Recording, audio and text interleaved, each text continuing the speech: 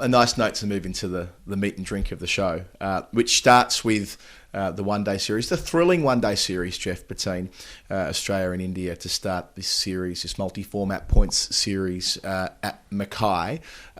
Jeff, because of the time difference and the other work I was doing last week, which was fairly relentless, I didn't see an awful lot of it, but I did see the highlights and catch the scores and tap into the controversy after the second game. I mean, what a perfect... I don't think we've had a multi-format point series so well poised leading into the Test match. I know the Test match started the series between India and England earlier this year, but if you're going to start the one-days first, you want to have a fair bit of tension leading into the Test, and we've got that now. And you want to have a sense that you don't quite know which team's on top. Because this was a remarkable streak of games in that Australia absolutely clobbered them in the first one. I mean, this was sort of Mumbai 2001 areas, steamroll them in the first match, and then India comes back and ends up breaking the streak, not in game 2, but in game 3. I mean, Australia chased 225, 1 wicket down. Just laughably easy, really. Haynes, Lanning, Healy doing all of it. Usual and then suspects. Yeah. But this second match where it's an Australian chase and it's a big Australian chase, and this was...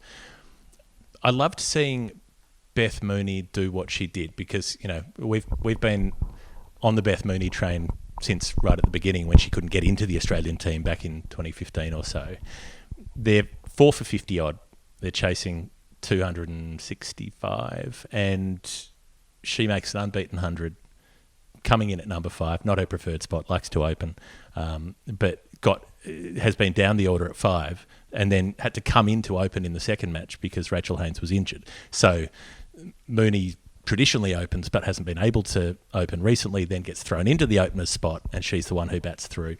125 not out, and her fitness, her resilience to still be there at the end, you know, and to be down on her haunches, gasping for breath at times, but still able to middle the ball when she faced her next delivery, was extraordinary. The way they turned that chase around was extraordinary. Tahlia McGrath made her highest ever score, made 74, was it? And was attacking, went at a run a ball.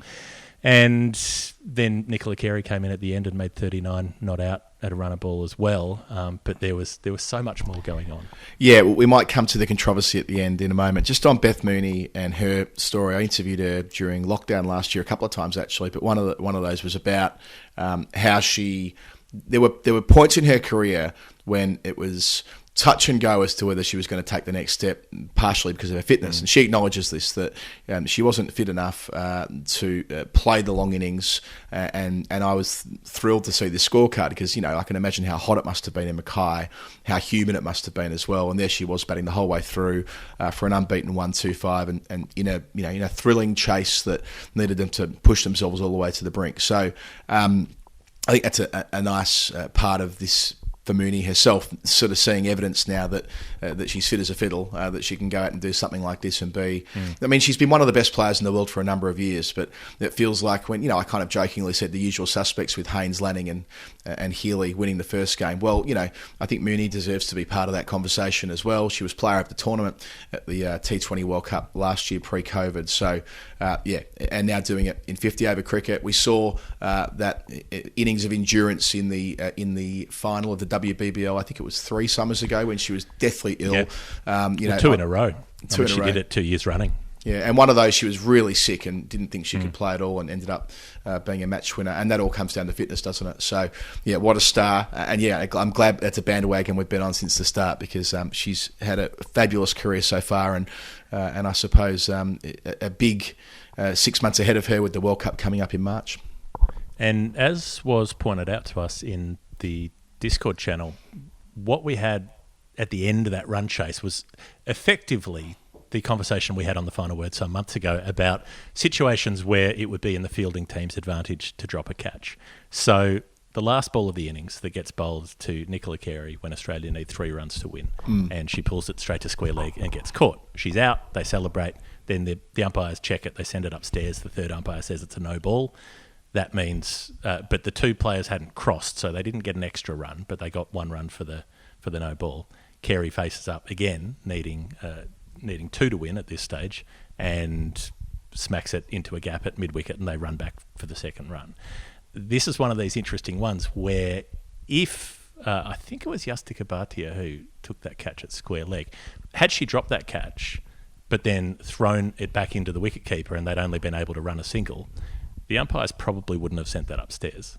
You know, it was one of those line ball, no balls, where they're probably not going to check it if a player wasn't dismissed from it. But because the player was, they sent it upstairs and it was ruled a no ball, which, you know, totally line ball decision, one that any third umpire could have made one way, could have made the other, I think, because it was above waist height when it was hit, but her back leg was parallel with the turf and her bat was well out of her crease. She was reaching out to hit that ball, and so it hadn't reached the crease line yet. So, yeah, it was one that could have gone either way, and it ended up costing him a game. Yeah, it sort of reinforces that point we've made before, that just because television officials oversee the game doesn't mean that it's completely black and white. It's why you need really specialised television umpires to make decisions like that. It's not just a case of it isn't like the old bit with run-outs and stumpings. The TV umpire's brief is far wider than that now, and you're right, you could build a case either way, but happy enough to go with what they said at the time, that it is indeed part of the game. And you mentioned Tahlia McGrath before. She made her international debut, I think it was during the Women's Ashes in 2017. It wasn't a bolter as such, but she was used to balance the team off and made a really important half-century in the North Sydney Test match. Great to see her back on the back of excellent domestic form last season, especially a 70 and a 3-for in that second game. Whilst the headlines go with Mooney, they couldn't have done it without McGrath as well. Absolutely. Bowled really well, had a fair bit of shape with her bowling, picked up wickets on a pretty regular basis, and looks powerful with the bat. That 77 from 74 balls was the innings, so she was able to give it the juice while Mooney was just sort of hanging in there while they were together, and then after she got out, that was when Mooney upped the ante a bit and started playing a bit more aggressively, going over mid-on and so on. But I think, so what I said about the no ball deciding the game, it does in one sense, but also India were shocking in the field in that last 10 overs or so. Right. I think every delivery in the last over was a misfield. They gave away runs with misfields. Even on the very last ball, it should have been scores tied with a run out, except the throwback in was terrible, and a couple of balls before, Goswami had fumbled one at the stumps instead of getting the run out. There was also an LBW that wasn't given that should have been, where Carey was hit by one that the umpire thought was angling across and missing off stump, but it wasn't. So, there were a lot of ways that India could have won the game earlier had they been better. Yeah, experience, isn't it? Experience playing in tight games at the end. It highlights the lack of a women's Indian Premier League, which we have been talking about forever. Will it happen? Who's to know? But I think nights like that, if they'd played more cricket in those conditions, acknowledging that humidity and how dewy it would have been out there towards the end, but nothing can really match the experience of being in pressure situations like that. And at the moment, the Indian team just aren't exposed to that as often as they should be. So that'll continue to bubble away in the background with a lot of people. I saw Harsha tweeting about it last night again, and he's spot on to do so. And hopefully, regardless of how this series plays out, it might take them, there's the cynical way of looking at it and saying that had they won the T20 World Cup at the MCG last year, we'd already have one, much as it was with the men back in 2008. Or there's the more sort of open-minded view that this is inevitable. It's just about someone having the leadership capacity at the BCCI to make it so. And if that leadership is already pushing Test cricket as they are, then it doesn't seem like too huge a jump to think that they will support this, hopefully sooner than later. I thought what was really telling, though, was in the third match, the fact that India actually had the composure to end up winning that game, because they fielded first in the third game. They'd blown the other one, 36 hours earlier. They hadn't had much time to regroup, and they were awful in the field. They bowled well, but fielded horribly, like genuinely one of the worst full game performances I've seen. So in the second game, they only fielded badly for the last 10 overs or so. In the third game, they fielded badly all day. They dropped like half a dozen catches. A couple of them were some of the easiest ones you will ever see, straight up in the air, the wicketkeeper dropping it. Shafali Verma dropped a couple, had about half a dozen missed fields. It gave away runs. There were literally, I think, 6 boundaries that were given away when a player was there, got their hands down and just didn't touch the ball. Awful, awful, awful stuff.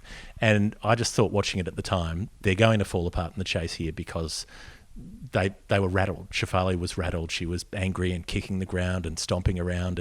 And we saw how it messed her up in the T20 World Cup final when she dropped a catch while they were fielding, and it looked like she was so bothered by it that maybe it affected her batting. And then they come out in the run chase. And Shafali makes a 50, but completely against type, a slow 50 off about 90 balls. Yastika Bhatia at first drop is the one, she's the real find of this series. She makes 64 at a good clip and keeps them in it. And then it's Deepti Sharma and Sneh Rana who see them home with 30 and 31 they made respectively. It almost felt like they were lucky that Mithali Raj got out pretty quickly. I feel awkward saying that. But in a big run chase, she came out and was going at a strike rate of 50, as she generally does, and got out for 16. And it was like, well, now they still have time to win the game because she's not there. She's not going to keep doing that until it's too late for everybody else. So, but the fact that they saw it over the line at the end, I thought was huge after everything they'd gone through in the previous, 150 overs that they'd played. Yeah, with Mithali, it's a bit of an outdated model. The argument being that she starts slowly and her strike rate catches up because she hits a lot of boundaries towards the end of an innings after passing 50. But if you get out in that in-between bit, it looks pretty dire. Glad Sneh Rana was involved at the end too, my favourite player from the England-India series earlier this year. I think I've told the story before, but her father passed away earlier this year. She got herself back in the team. She lost 7 kilos to get picked for India again. She led Railways, I think in Mithali's absence for a little bit in the domestic season last year. She's dedicated her return to the Indian team to her late father. She was wonderful in that test match, taking wickets and an unbeaten 80 on the final afternoon to make sure that India split the difference there. So, and also Julan Goswami hitting the winning runs. Again, I've only seen the highlights, unfortunately, for this one. But Julan bowled the last over of the second one day, didn't she? The one that that had all bowled two no balls, beamers. Two that slipped out of her hand. Yeah, well, the full toss that goes above waist height plus the beamer, you can kind of, and again, all the caveats around how challenging the conditions must have been there late at night, but nonetheless, being able to do it with the bat, she's taken more wickets in one-day cricket than anyone in women's one-day cricket of all time. I think it's up towards 280 wickets, something like that now. So, and still going strong and fully committed to the World Cup next year. And bowled better than I've seen her bowl for a couple of years, I think, like maybe 3 or 4 years. Like she bowled really well with the new ball. The second ODI, the one she got a one to cut back in that bowled Elisa Healy for nothing after Healy had bossed the first game. Like shape in, shape away, good bounce. So really looking forward to seeing how she goes in the Test match. And yeah, I mean, it was Sneh Rana off McGrath with 3 boundaries that really set it up. She goes the scoop over her shoulder, the uppercut over short third, and then smacks one over mid on. And you're like, yeah, that's your off spinner. You're going okay. Speaking of that Test match, which is scheduled to start later in the week, so long as it goes ahead. I mean, and we're going to talk in more depth about this later, but the Tasmanian team have left Queensland today and are playing a Shield game. Now, I know the Gold Coast isn't in one of the affected areas or one of the local government areas that have been taking action in the last 24 hours. But, I mean, we see how quickly the variant can spread and the vaccination rates in Queensland aren't quite what they are in other parts of the country. You couldn't rule out this Test match having problems with what date it starts on Thursday, Jeff, am I right in saying? Yeah, Thursday. Yeah. So that's still between now and then, that's still 36 hours until they bowl the first ball.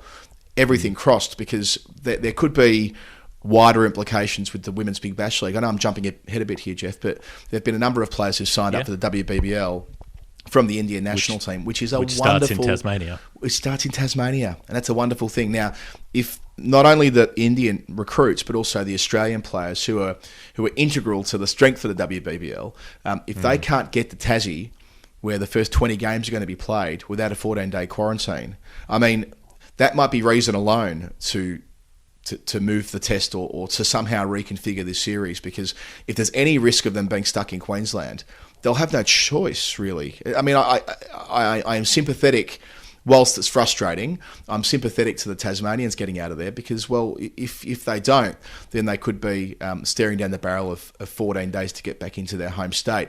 And that will be precisely the same for the Indian recruits. Why wouldn't they just jump on a plane and go home and sack off the WBBL in that scenario? So a few moving parts to consider here.